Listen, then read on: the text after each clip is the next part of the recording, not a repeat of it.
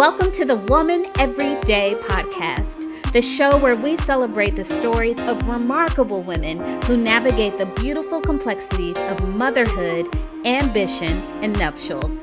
I'm your host, Regina Joy Lane, and I'm thrilled to have you join us on this journey of inspiration and empowerment.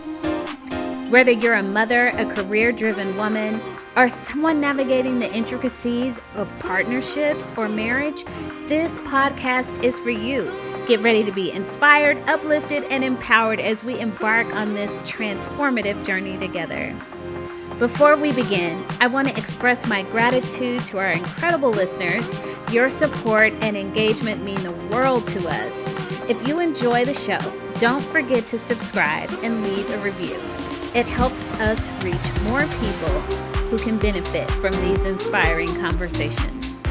Now, let's dive into today's episode of Woman Every Day. Stay tuned and get ready to be inspired. All right. Hello and welcome back, everyone, to another episode. Of course, I'm your host, Regina Joy Lane, and today I'm sitting with Melanie Denny-Solomon, who comes to us from Orlando, Florida. Melanie is a personal branding consultant, self-marketing expert, certified LinkedIn strategist. Okay, y'all better get on there. And founder of the Empowered Presence Framework, designed for brilliant women of color to gain visibility and capitalize on new opportunities beyond the 9-to-5. Through the power of personal branding. I love this. So many women are going to be listening in for this one. Melanie has been featured in Forbes, HuffPost, Yahoo News, Fast Company, NBC News, and countless podcasts sharing self-marketing tips and tricks. She has been invited to speak to national organizations and nonprofits across the world on career topics, including LinkedIn, personal branding, networking, and career empowerment. And if I didn't mention already, Melanie has been married for 6 years. She has 3 kids, a 10-year-old boy and 5-year-old twins. If she wasn't already ruling the world, how in the world is she doing it with 3 kids, including 5-year-old twins? And your twins are girls, right? 1 boy, 1 girl. 1 boy, 1 girl. So you have all together 2 boys and that 1 little princess. Yes. Oh my God. So Melanie, you're here today. I don't know if you're tired or what, but I'm getting tired reading your bio. Oh my God. You are a woman on the move, Miss Ambition to the fullest. How do you do it all? Whew, I don't know. That's like, am I doing it? right. That part, I'm just taking everything day by day. Okay. And honestly, it's my husband.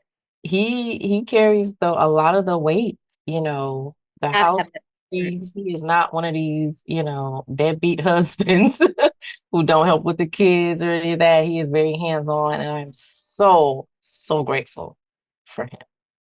Awesome.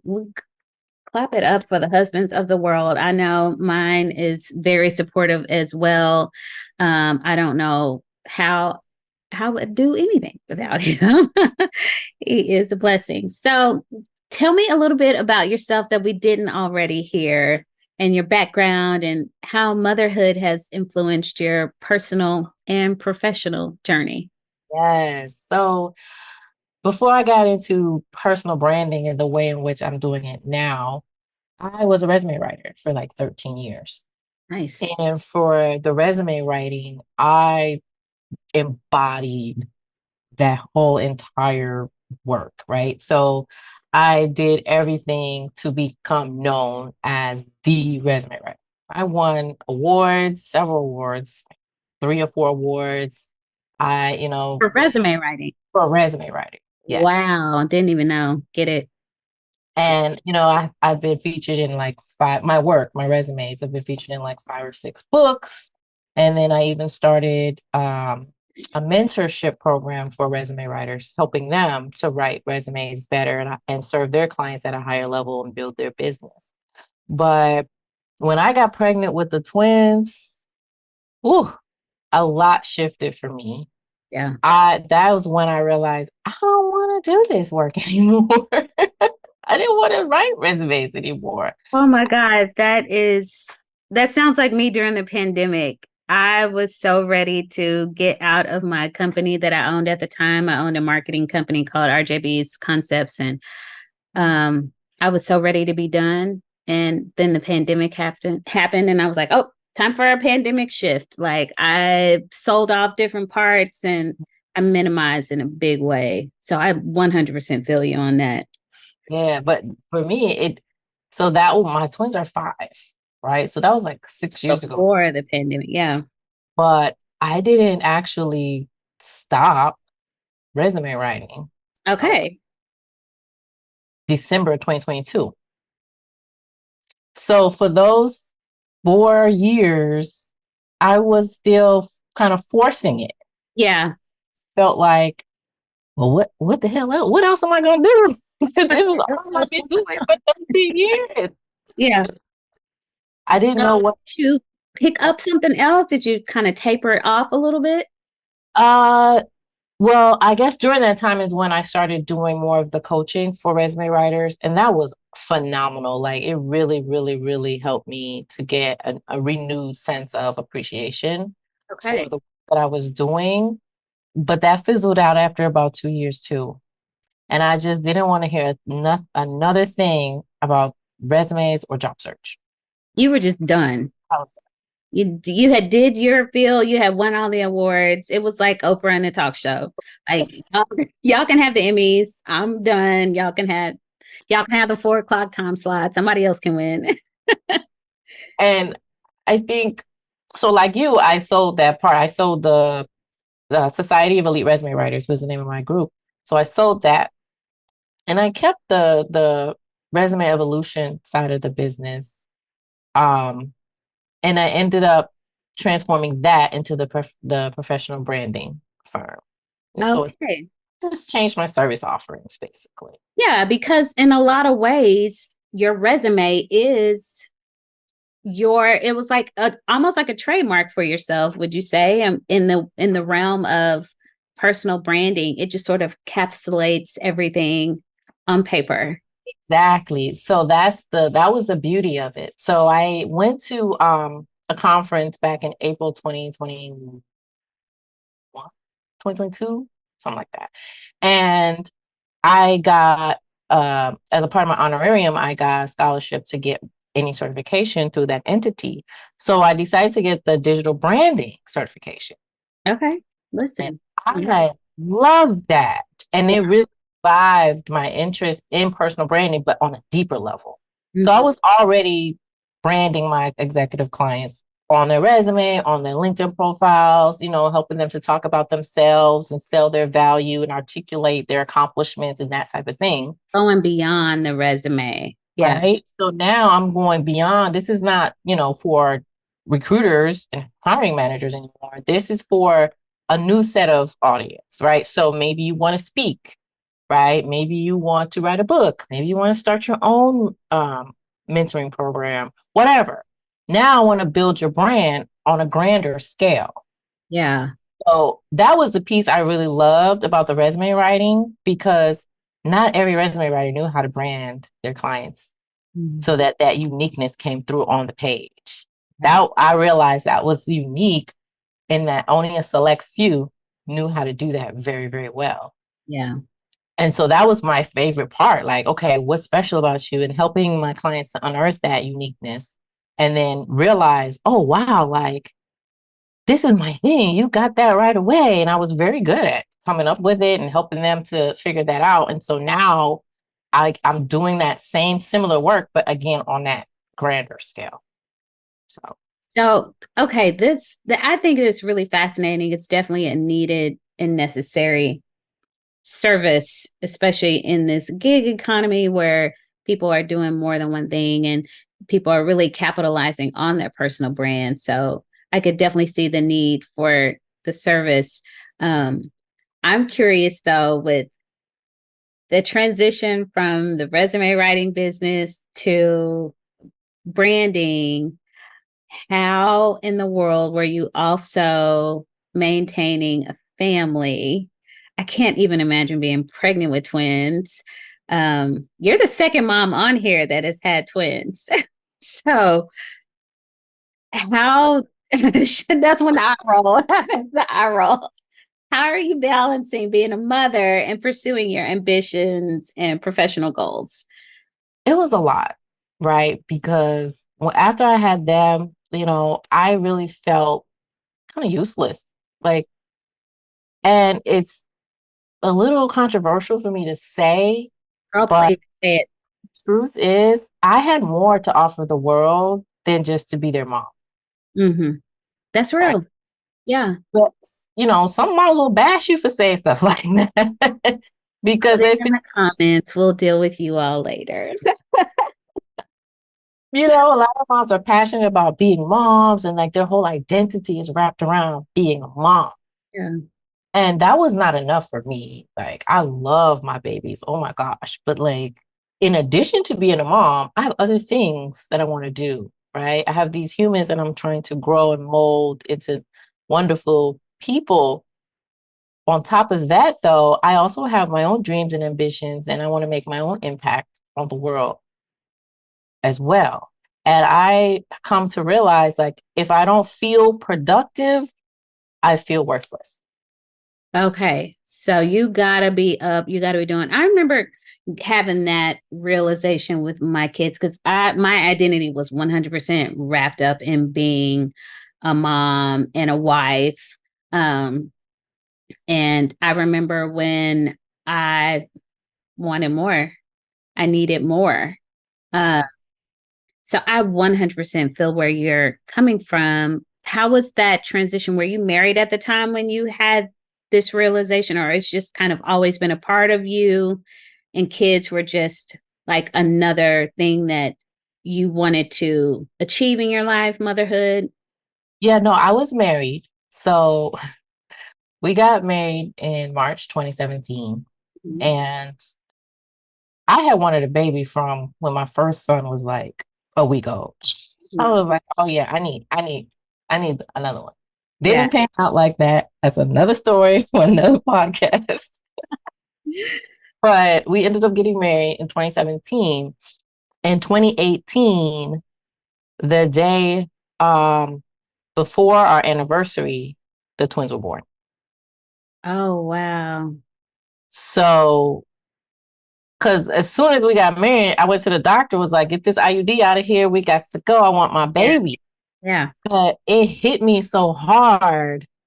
I don't know, maybe it was the twins that hit me hard because it was just a multiplier. Instead of two, it was going to be three kids. And that was very scary for me, on top of the feelings I was feeling about not wanting to do the work I was doing anymore, on top of my physical, like not being able to cook dinner without getting out of breath, having to sit on a stool at the stove. Like all of that was just playing on my confidence. And I just kind of fell into depression. Oh my God, yeah. That's so real. Can we talk about that a little bit more? Because I know that that is common for a lot of mothers, especially for women who are used to achieving at a high level. Um, Pregnancy will sit you down.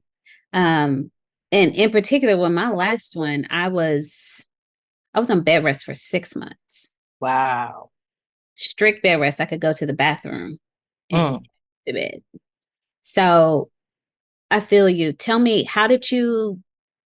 what was the lowest, if you're comfortable talking about that? And then how did you come out of that depression? Um, Trigger warning for those who are dealing with depression. Hopefully, Melanie will have some tips for you. well, when you say what was the lowest, I don't know. That's hard because I feel like it was just an ongoing. Mm, yeah, I guess for me, the lowest was when we had to realize like the money's not coming like it that used because I was sitting down, breastfeeding and pumping all day. And uh holding the two things. I would put them in my arms and be like, can I do this and walk at the same time? breast pumping was horrible. But anyway, um, and it was like yo, hubby,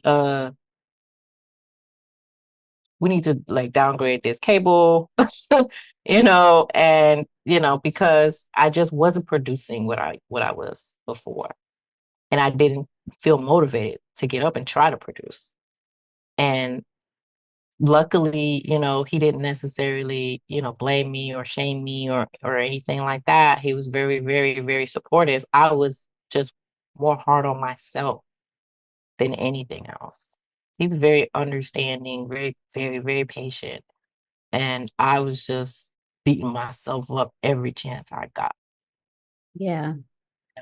because on top of that, now I can't even, provide, or contribute enough so that my husband can watch Sunday football with the Right. Sunday ticket because that's extra. So let's downgrade because right now I'm just kind of like struggling. And so, um, it was a lot. It Yeah. was a lot. And I think just over time and really I started going to therapy and what she made me realize is that I had to mourn who I used to be. Ooh, say that. I have to recognize that it's a loss who I Yeah. used and that who I used to be, I will never be her again. Oh my God, that is the realest thing. And it is a loss, and you have to grieve that loss and go through those cycles. And I think for me, I realized, who I was before I became a mom.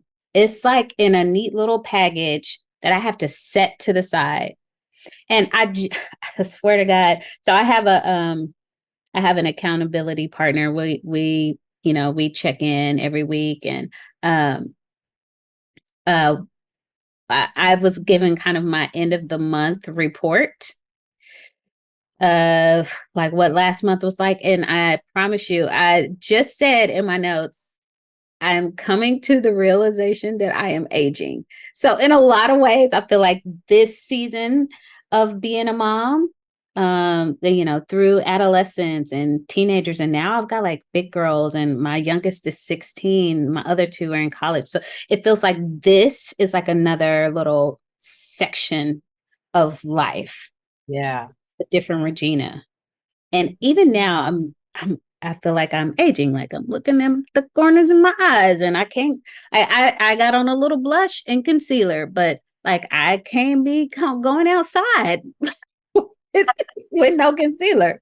Like I don't have on a full face, but I can't be going outside with no concealer. You know what I'm saying? So it's like, man, I am aging. I've gained weight. I'm in a completely different body. I look different. So I feel like I'm not, I feel like I know I can attest that I am moving into another section of life, and I'm going through that grieving process again.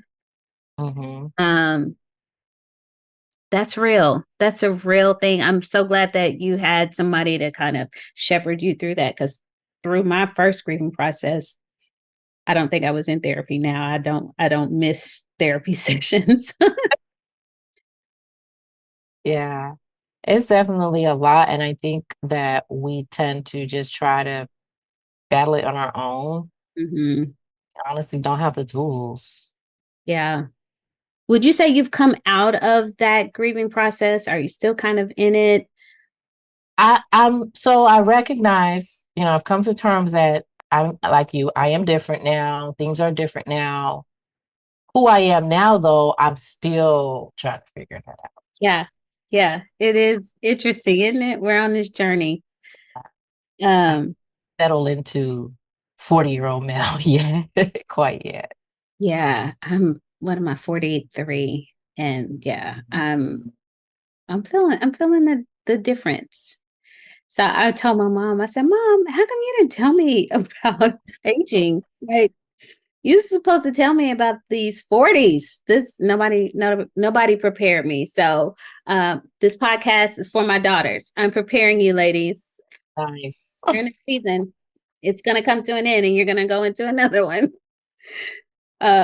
So you've kind of jumped into my next question, which was some of the challenges you've faced juggling motherhood and ambition? How do you overcome those challenges? I think one thing is to give yourself grace because, you know, when I talk to a lot of my friends, I'm not a complainer. I don't like to complain and just vent all the time. That's like that negative energy, and I don't want to suck the life out of people that I love, right? So I typically don't really talk too much, complain too much about what's going on. But when I do, they're always like, Mel, do you not see all that you've done, all that you are for us, for your kids, for your husband? Like, you could do nothing for the rest of your life and still be valuable. Yeah, And it's like, that girl. yeah. But I have to constantly remind myself of that Yeah. because day to day, I don't feel that way. I don't see myself the way my loved ones see me. Mm, I'm always like, oh, I could be a better mom. Oh, I could be a better wife. Oh, I could be a better friend. Oh, I could be a better daughter. Oh, I could be a better sister. And they're looking at me like, I love her. She's so amazing. I would And look up to her. yeah, and you know, and they just love me, and I have to like love myself the Yeah, same way. that's And good. Do you do things to put that love back into yourself to keep your tank full? Like, how do you do that? I'm still trying to figure that out as well right now. Yeah, but For me, it's been affirmations. yeah, And I put them in a lot of places. I even have them on my phone. It just will send me a little message every now and again. Like this one. something for me that really, really worked that I kind of fell off. I am so proud of myself for doing my best. That's Yes, yes. Is gratitude. So I have a gratitude journal good. and I used to write every morning, every single morning I used to write. And I used to have to I said, fill this page. And I used to fill the page with just I'm so grateful for this, I'm so grateful for that. And then I would read it back twice. Mm, So I could really start to feel what I wrote and okay. really body that. And when I start my days like that, it's so much better. That's so good. My therapist was Mhm. just like, where are you on your journaling? You can tell when I'm journaling and when I am not. Yeah. And part of it is leaning into my gratitude. So even right here, I keep my journal. So my challenge for this month is to write every day. And like Mm, I said, fill up a page. So I yeah. have been filling up a page every day. I started on the 30th. And it may be the end of the day. It was really late last night when I went to bed, but I still Good. jumped into my journal and did my journal for the day. So far, so good. I've been steady for about a week, but journaling really is therapeutic for me. And for me, my journal entries are really prayers. I Mhm. just be talking to the Lord and writing. And I say what I want to say because that's how me and the Lord roll. That's how we roll. Jesus is my boy. Um, and I just talk and lean on him. I think there's a local pastor here, Pastor Craig Groeschel. He talks about if it's important enough for you to worry about, then it's important enough to pray about.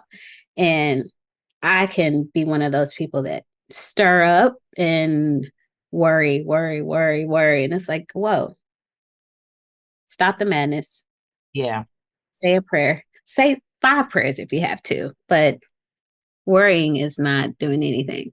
You know, that's my husband. He has this attitude of whatever, it'll be fine. Yeah. And I'm like, no, we have to control this. We have to do what we have to do to make things happen.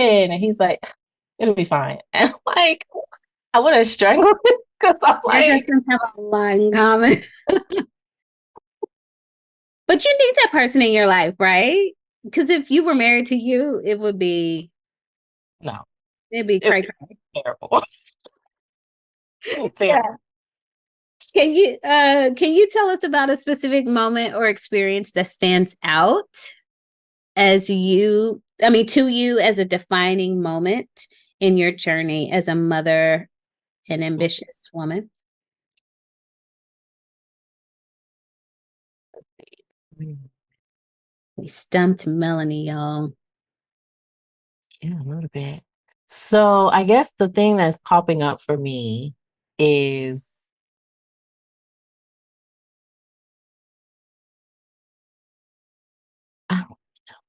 okay, so this is kind of old. It's like an old moment.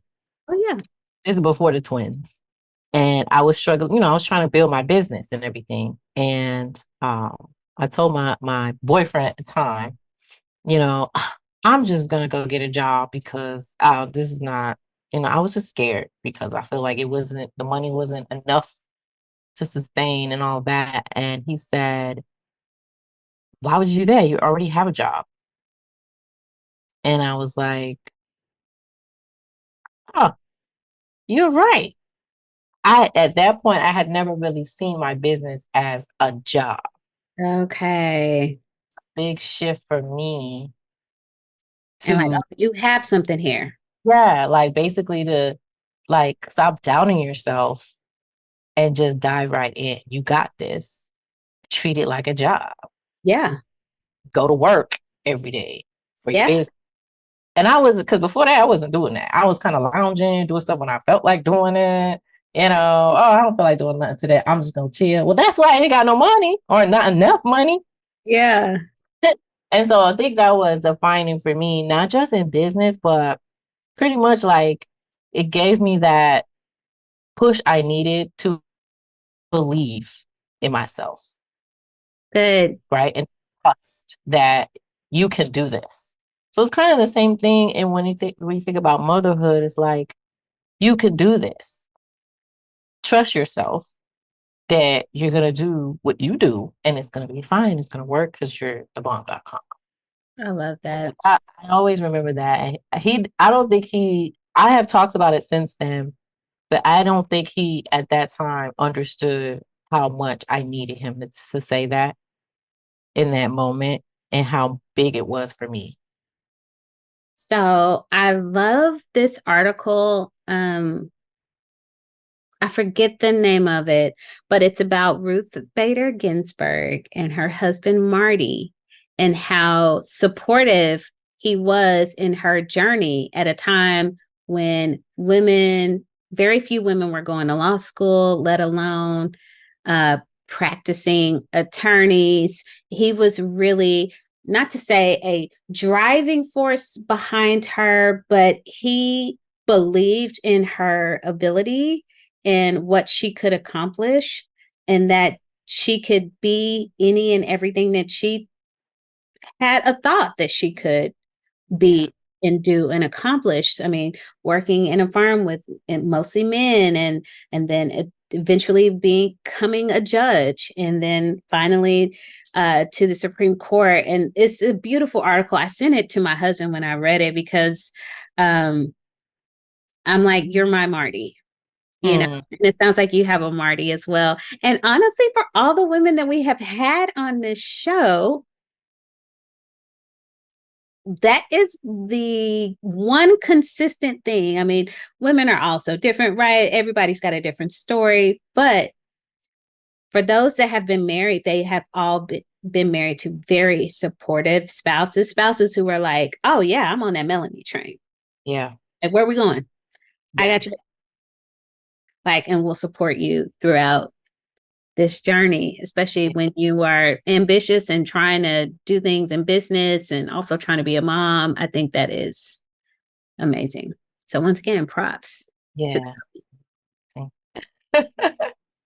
And I think that's a really good defining moment. So thank you for sharing that. How do you nurture your own personal growth and aspirations while also prioritizing your family? So, it was tough before when the kids were not school aged. And I felt like I was always surrounded by kids in some way or another. And then I had to be running kids here, there, and the other place, appointment, activity here, da, da, and I was feeling drained. you know. But basically, I just had to ask for help. That's what it boiled down to. I had to ask for support. And whether that looked like, we had a few nannies or babysitters or whatnot that would come so I could have time to actually work, you know. And so, but now they're all in school full time. Hmm. So the twins just started kindergarten. Oh, ain't it? Yes. And they all go into the same school. Oh, wow. That's a blessing. One drop off, one carpool. That part. I had And three kids in three different schools at one point. Now, let me, because that sounds very exaggerated. They were all on the same campus, but it was still three separate drop offs. So mhm, it was a lot. yeah, it's a lot. And then, after that, it's the after school stuff and this appointment, that appointment. It was like I ain't no full-time entrepreneur. I'm a full-time Uber. That part, Well, unpaid, unpaid. unpaid Uber. Unpaid Uber. But now that, they're getting older, more independent, and so now I have a full work day from 9 till they get off at about 4 Okay. to do whatever. So you sort of organize your day around getting them to school. Like, do you take them to school or to the bus stop or something? Right now, my husband drops them off and I pick them up. Okay. So I have to That's be right. up, making lunches, and then he makes breakfast, I make lunches, and then, getting them out the door is a joint effort always. And then he goes upstairs and he does his work, and I come down here and I do my work, and we see each other at lunchtime and stuff. Nice. So y'all both work from home. That's very unique. And it Yeah, works. it works fine. Absolutely. We love each other. Some couples with like when COVID hit, they were like, oh no, baby. We loved it. I can't get enough of him. I love it. I love him being in my space. I would prefer him in my space. Hmm. So I don't have any problems. So yeah, it works fine. So now, school's been in for like 3 weeks, so it's still new, still adjusting, trying Yeah. to figure, hey, I got time to do this, I got time to do that. I know it's gonna be quiet. I know the internet's not gonna be bogged down with Yeah. all the devices. And so it's been a lot smoother. The balance has been a lot better since school started. That's So fantastic. I'm able to, there's a certification that I'm taking that I've been wanting to do and Oh, go me too. Which one are you doing? doing a content marketing certification. Okay. Awesome. I am working on SHRM certification. Oh, So I just first class was last night. nice. I'm excited about that. Um, so we'll see where that goes. Okay, what advice do you have for other women who may be struggling to balance their roles as mothers and pursuing their ambitions? Ask for help. Point blank, period. That's it. Ask for support because if you don't ask, the answer is always a big fat no. Yeah, Oh, you need help. If you're having struggle with, balancing, ask for help. See how you can bring someone or create a system to help streamline, to save your time. That could look like getting somebody to come in and clean the house every week.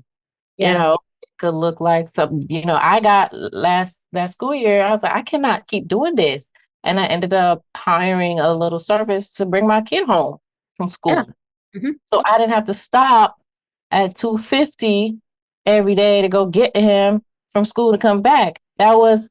It Yeah, just felt lighter because I knew I wasn't under that crunch because I yeah, had to stop whatever I was doing. I had more time to just sit and do what I had to do. That was very helpful. And yeah, it wasn't crazy. It wasn't, financially, it wasn't a big deal, but it helped so much. But if you don't seek the help or ask for help, there's so many different ways in which you could get support. And I don't know that it's common knowledge that you can get help in these certain areas. Sometimes I feel like we just feel like we're the mom, we're the wife, we have to do all the things. yeah. Yeah, exactly. I remember having that realization. Um, uh, Tell me some of the things that you get help with. You said the ride home, you have someone come in and clean your home. No, I don't. I never did get hubby was not on that. He was like, what? So I never did, I did it once. And he was like, okay, he was impressed, but to add it as an ongoing constant thing, it was a no-go. Every So I two never did hire. every 2 weeks, you'd be like, come on in, here's a key to the house. Let me I get never, it your way. I never did get that, but we did have a babysitter and she would clean, right? She was kind of maintaining. Yeah. So that was helpful when I got her. And then what else? It would just be simple things too, like, well, this is not simple, but asking my mom, to come. Can you come hold the kids so Yeah. I can take a break, or dropping them off at the auntie. Hey, hold the kids, we need a break, Yeah. just little things like that. Or even asking your spouse, you know, hey, I can't handle all of this. Can you help with, the dishes or whatever, Yeah. you know? Well, split up domestic chores. Or do the kids do everything, or how do y'all So do that? So we just incorporated right the day before school started. I was like, all right, these kids, they grown now. You five, you going to school, you gonna chip in on this house because what I'm not about to do House is grown. Come on now. to you. So now we incorporated chores. So now when they wake up, they have to bring down their cups because they typically like to take water to bed. So they have to bring those cups down every morning as their first chore. Then whatever. And then when they come home from school, it's clean out your lunch boxes because ain't no reason I need to do that. You got it. And then, it's after dinner, the big one cleans the table and the floor around the table area, and then the little ones clear up the living room area, put the pillows back and put the shoes away and things like that. And then they have to close the blinds, when it's getting dark, they close the blinds. So little things like that has been pretty helpful. It's not perfect, but it's way better than me doing the whole thing. And they're learning responsibilities and they're learning about what makes a household run and stuff like that. So, yeah. And then hubby does most of the cooking because he's like, he was supposed to be a chef in another life or something. Okay, listen, I'm here for He's it. a way better cook than me. So he does that mostly. And then, we kind of trade off with the cleaning of the kitchen and the dishes and stuff like that. Okay, I love that.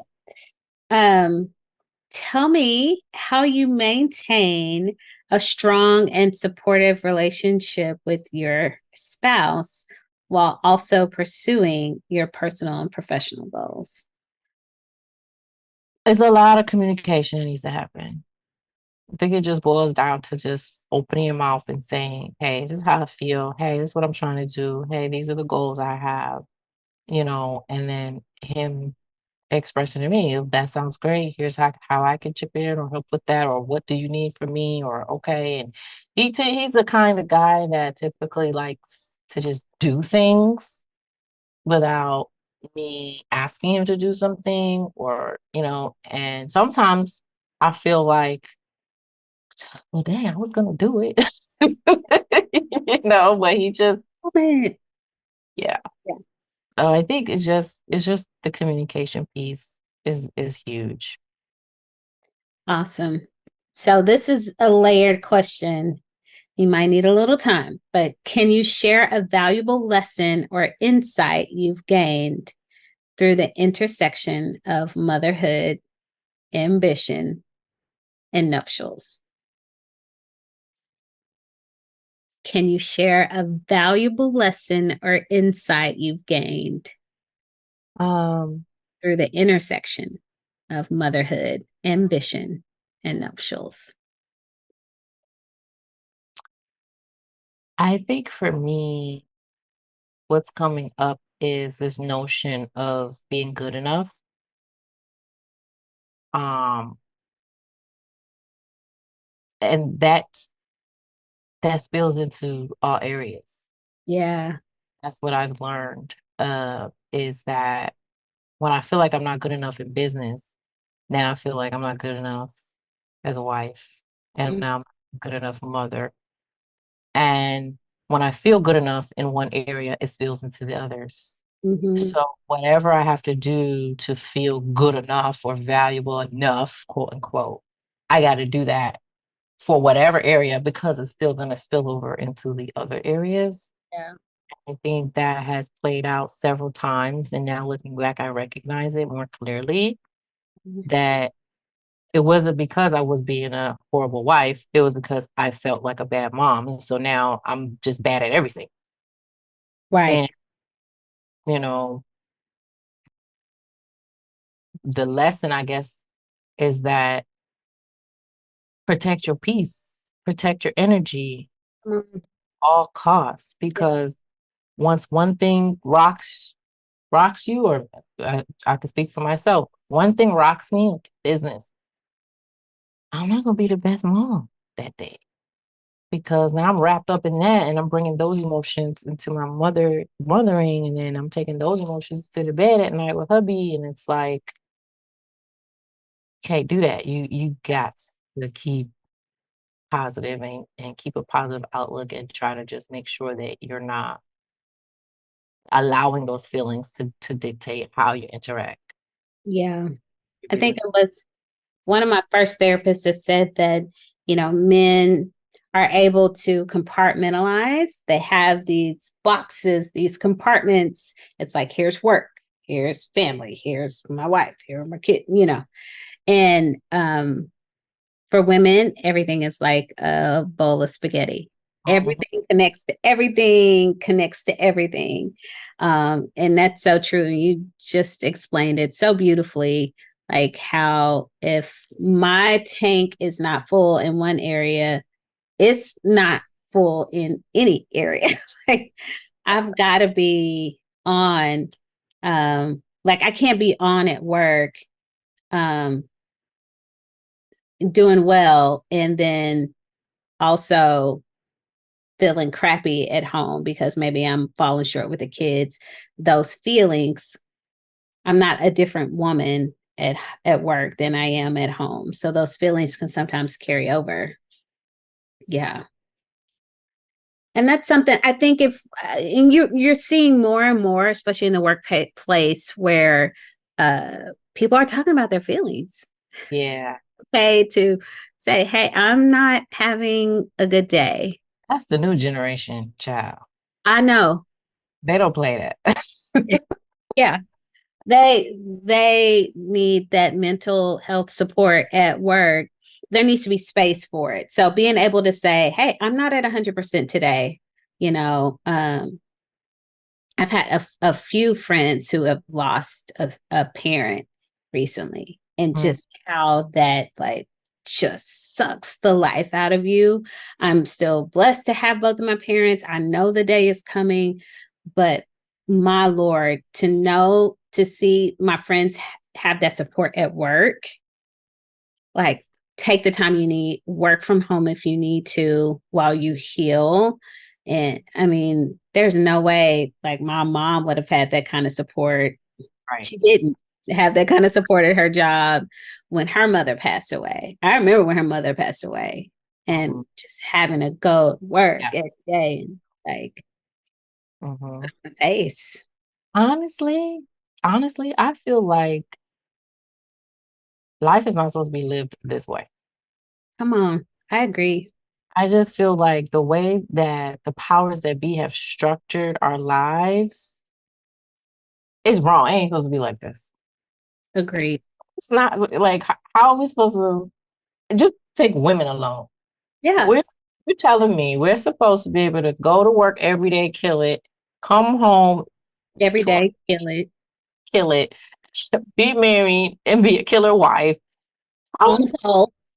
what? And then always have to be financially secure, always have to be, you know, looking cute. Yeah. We have to do all these things.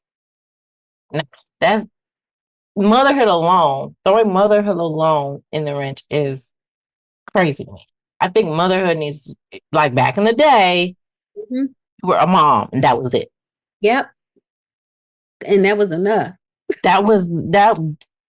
How it can't. It really is very, to me, it's very dysfunctional any other way. Like now that I'm thinking about this, like, Like, seriously, it's not supposed to be like this. yeah. The way society is set up right now, it makes no sense. And it's all rooted in capitalism. But that's a whole different And conversation. according to the Barbie movie, patriarchy. Have you seen it yet? For sure. I have no desire to see the Barbie movie, Oh but God. the, That the little speech you just gave sounded so similar to America Ferrera's monologue. You should look at it. I'm gonna find it. I'm gonna read it. I'm gonna read it out loud just so you can hear what she has to say. But go ahead. You're telling me why you don't want to see the Barbie movie. the patriarchy part Hmm. is, and I'm seeing more and more how the things that we do now is rooted in capitalism, patriarchy, and racism. That part. Those are just so woven into our society. It's wild. But Okay, so this is the speech from. Have you heard about this speech? I have Have you read it? no. Okay. She says, it's literally impossible to be a woman.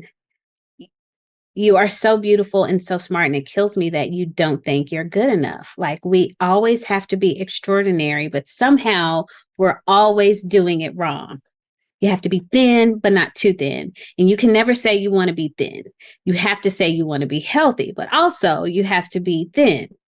You have to have money, but you can't ask for money because that's crass. You have to be a boss, but you can't be mean. You have to lead, but you can't squash other people's ideas. You're supposed to love being a mother, but don't talk about your kids all the damn time. You have to be a career woman, but also always be looking out for other people.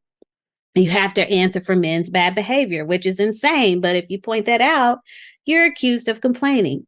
You're supposed to stay pretty for men, but not so pretty that you tempt them too much or that you threaten other women because you're supposed to be a part of the sisterhood. But always stand out and always be grateful, but never forget that the system is rigged. So find a way to acknowledge that, but also always be grateful. You have to never get old, never be rude, never show off, never be selfish, never fall down, never fail, never show fear, never get out of line. It's too hard. It's too contradictory, and nobody gives you a medal or says thank you. And it turns out, in fact, that not only are you doing everything wrong, but also everything is your fault.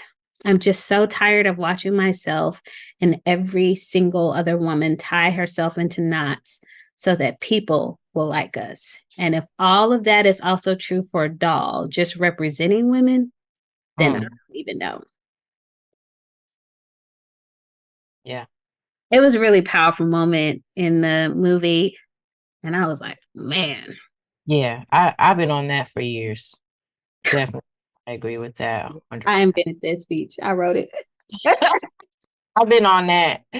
That, yeah, I totally agree. Yeah. It is a really powerful moment.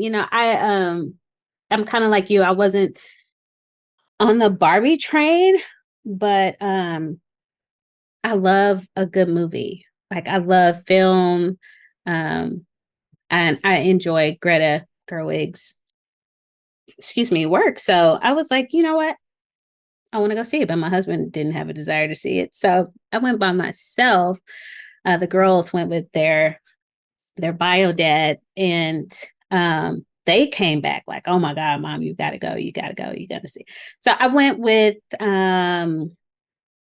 I would say mid expectations, not high, not low. Um, it was really good. It was good. I was caught up. My husband's like, okay, all right.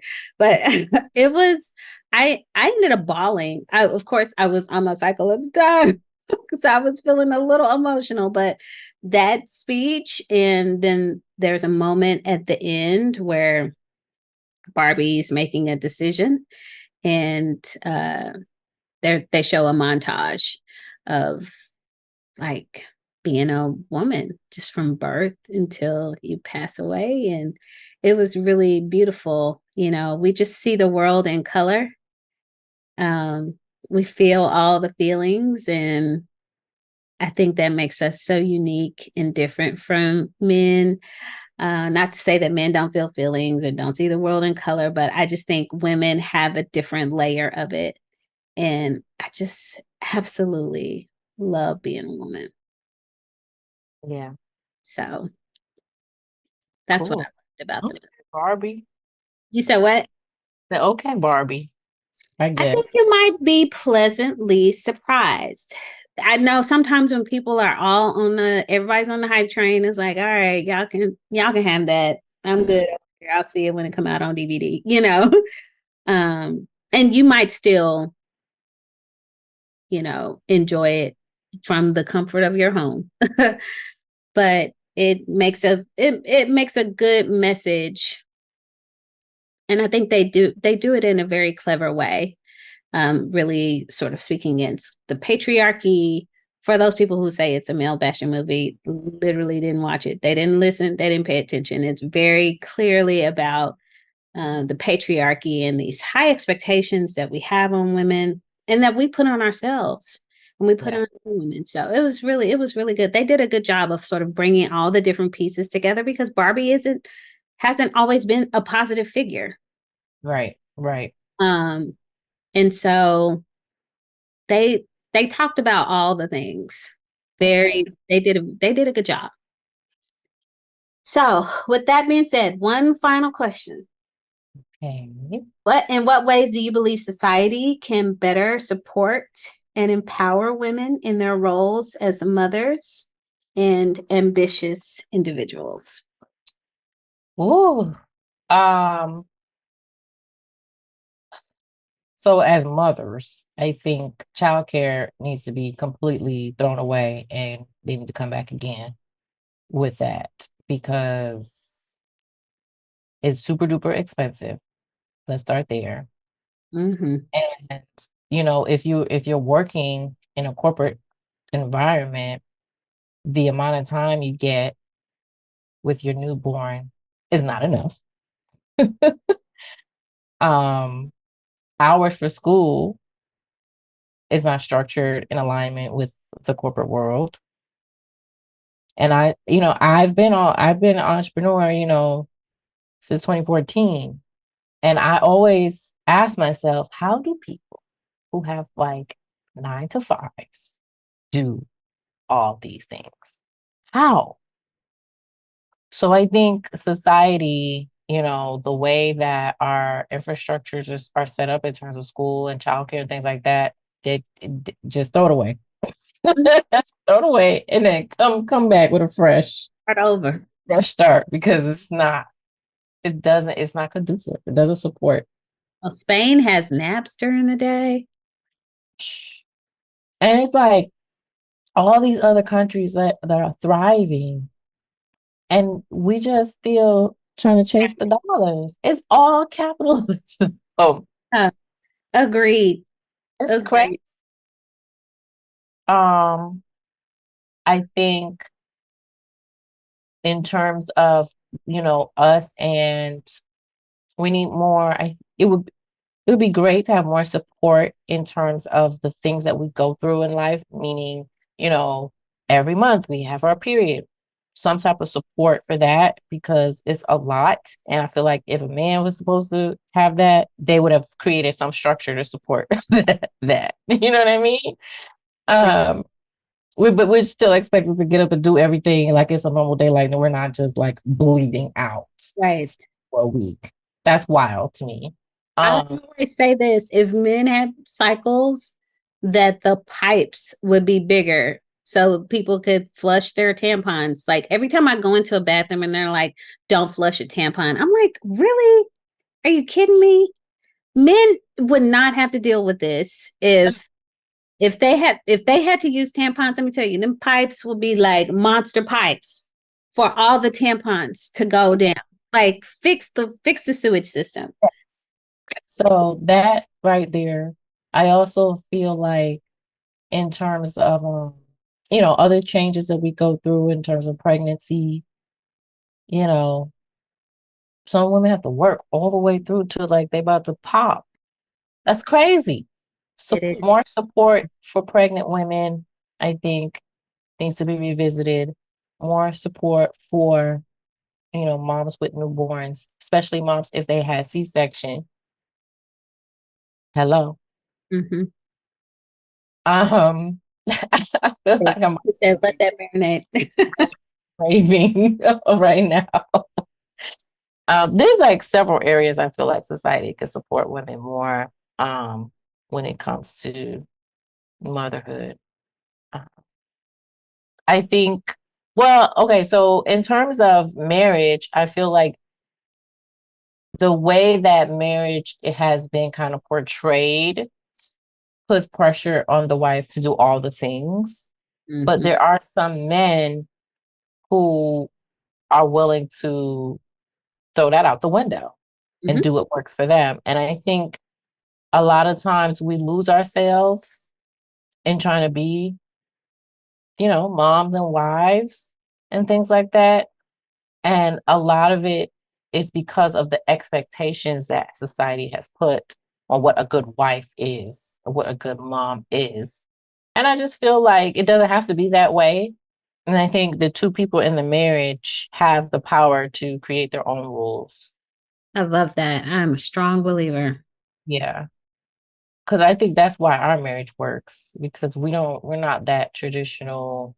You know what I mean? I had explained to you how the household is broken down in terms of chores and whatnot.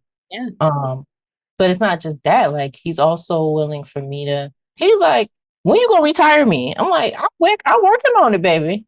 But some men are intimidated by that, or they feel like their role as a man is to be the breadwinner and provider and things like that. And I think that is also a societal construct that doesn't need to be fact for everyone. I agree. Well, I mean, you summed it up best. Make your own rules, do what works for you and your family. And I think you are a living example of that. And I just want to thank you so much for coming on the show today. We kind of talked about a lot of stuff. Yeah, you got a lot of my business out here on Front Street. I never talked about these things in this way publicly. Well, that's the whole purpose of this show is to create a space for women to be real because Yeah. in the real world, we really going through this stuff. We're really having to deal with some of these issues and challenges. So I guarantee you, women, if you're listening, if Melanie's story has resonated with you, please let her know in the comments. That's me. Say it. That's me. I dealt with that too.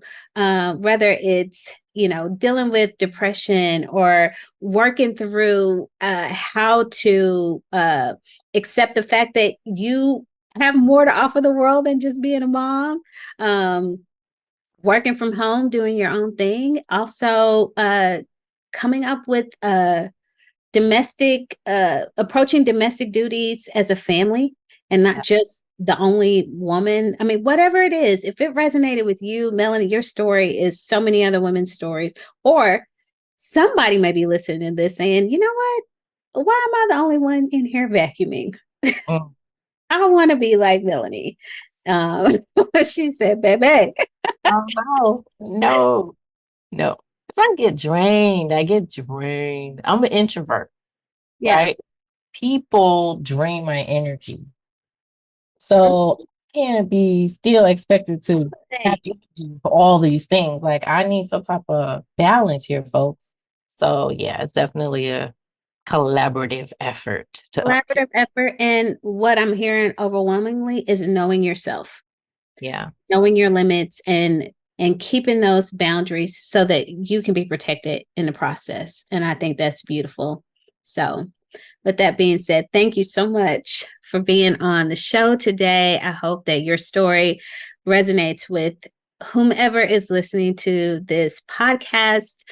We want to hear from you. So, if you are listening on Spotify, we'll have a question for the episode. We want to hear from you. Chime in. We've got a little poll going on. If you enjoyed this episode, or if you have questions for Melanie, you can find her contact information below.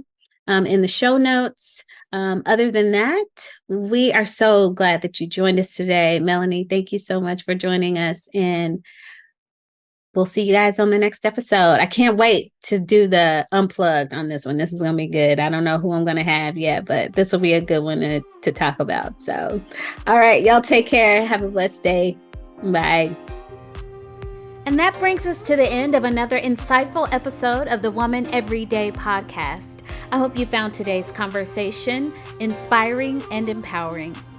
Remember, you are not alone in this journey. Together, we can embrace the joys, overcome the challenges, and create a life that embraces both our aspirations and our roles as mothers and partners. If you enjoyed this episode, please share it with your friends, family, and anyone you believe would benefit from these stories. And don't forget to subscribe on your favorite podcast platform so you never miss an episode. Ever forward, Regina Joy.